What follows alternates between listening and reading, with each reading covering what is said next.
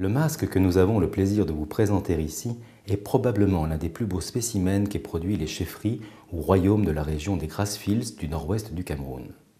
Il a vraisemblablement été sculpté dans les ateliers des royaumes de Kom ou d'Oku, dont les arts respectifs s'influencent et se confondent.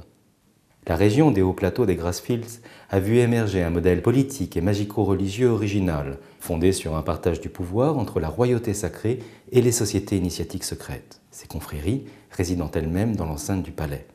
Les caractéristiques physionomiques de ce masque l'identifient au masque appelé Kam ou Akam, que porte le premier danseur des branches lignagères des sociétés secrètes. Dans cette région du Cameroun, certains lignages importants du royaume reçoivent des autorités de la sphère initiatique le droit de confectionner leur propre masque et de s'en parer lors des cérémonies rituelles. Le masque Kam est le plus important et le premier de son groupe. C'est un masque qui danse et qui se produit lors de divers événements importants, séculaires ou religieux. Il est anthropomorphe et figure un père ou un aîné. Il est tout à fait exceptionnel de voir un masque Kam porter des excroissances annelées au niveau des bajoux.